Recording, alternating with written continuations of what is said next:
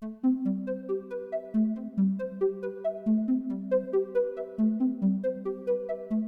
everybody, welcome to my review for 20,000 Years in Sing Sing.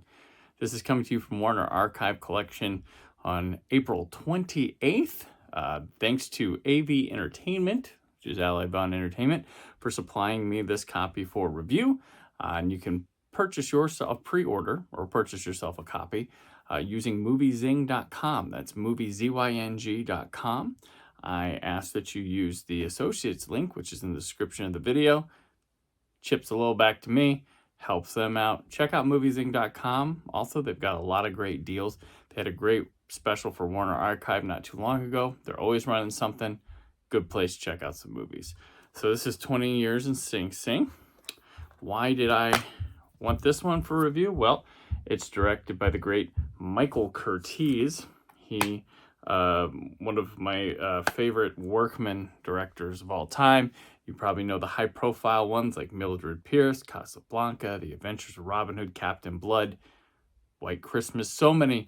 The guy made a ton of movies, and his hit rate was pretty phenomenal for what they did back then. This 20,000 Years in Sing Sing has Spencer Tracy and Bette Davis in here, and it follows a guy who is going to jail for battery, robbery, something like that. And he's got a boss that's kind of like, I'll smooth it over, we'll get in, but it doesn't work. He gets put in the slammer. He's got this girlfriend, Bette Davis, who's trying to work with the bad guy on the outside to help maybe get something going with the sentence, but it's not working. And he's like, through this, he abandons his escape plan because Saturday's his unlucky day. And then something happens where he's allowed out, things happen. It's a moving movie, and it's pretty cool prison drama.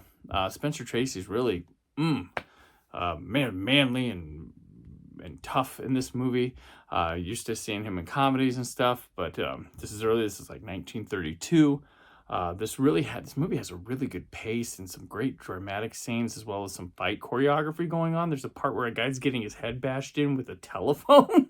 It's pretty awesome. It's pretty wicked stuff I didn't expect here, but Curtiz is a terrific director, and he takes the old stagey looking things, the backlot movie sets things, and uses them like no other. He places the camera well, he gets good drama out of his actors, and he really pushes things and makes a really adult film, pre-code and everything. So this is a terrific little movie. I want to watch it again because, yeah, there's just great scenes with Bette Davis and him, and he really you put someone with Spencer Tracy, and he is just, everybody's at their best.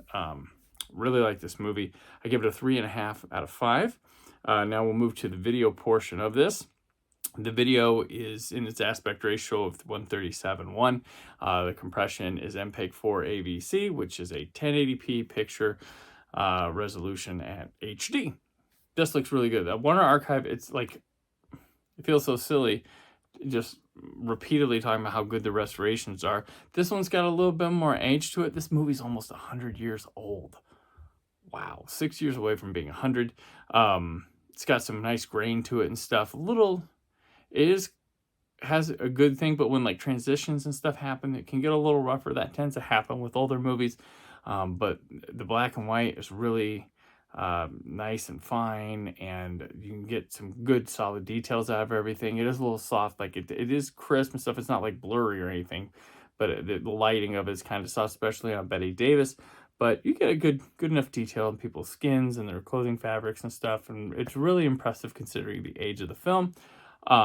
I don't know if this gets any better than this. Probably a 4K transfer could help, but who knows? But I'll take it on standard Blu-ray with the Warner Archive people restoring it. So I'm going to give it a 4.5 out of 5. The audio here, we have an English 2.0 mono DTS HD master audio here to go with an English SDH. Subtitle track. This does have a little age to it. There's a little hiss pop like a record and stuff going on. That's fine. I like that. It gives me a genuine feeling of it. Audio is nice and clear though. It does have that analog touch to it, as I mentioned, but it gets the job done. Effects and stuff, it's all kind of one. They're all kind of, the vocals are definitely prominently in the mix, but when the fight and stuff happen and the gun shots go off, they do have a nice volume and punch to them, but No real low end frequency, stuff like that going on here. It's very light, on the lighter end. Score's fine, kind of has a dated sound to it because of the recording processes and things like that. But overall, this is going to get the job done. You're going to be happy. Your expectations are in check, knowing this is a movie from like 1932. And I give it a 4 out of 5. Now, the extras here, we do have plenty of them. I was really happy with this. They've included 2 short films and 2 animations, cartoons, and then the theatrical trailer. So you got this 20,000 Cheers for the Chain Gang, which kind of fits with this movie. It's a short about prison and stuff. It's about 20 minutes long. There's that goes double, which is like 20 minutes long as well. It's just a Columbo character that's in there, whatever. Not to be mistaken for Crosby, Columbo, and Ballet, which is a cartoon that comes with a dated warning because there's indigenous people in this and they may not be fairly animated. That's about 7 minutes. And then we have The Queen Was in the Parlor, which is kind of a circus one. That's 6 minutes and 44 seconds. And then the trailer runs at 2 minutes, 2 seconds. All these extras are in standard definition.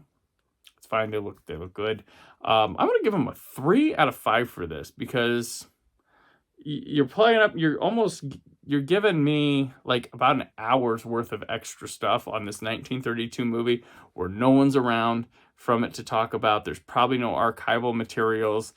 I don't even know if you'd have a photo gallery, and it costs to get people to sit down and do talk about things or commentary. But they pulled stuff from the vaults, they put it in there. I'm going to give it a 3 out of 5. I'm really happy with what they did there. So let's take a look back at what we have here. Film, I give a 3.5 out of 5. The video, 4.5 out of 5. The audio, 4 out of 5. And then the extras, a 3 out of 5. The average of this is a little under a 4, but I'm bumping up to a 4 because I'm really happy with this release. Love watching Michael Curtiz films, especially ones like this that I've never seen before. Like I said, he's a fave director of mine. He's in there.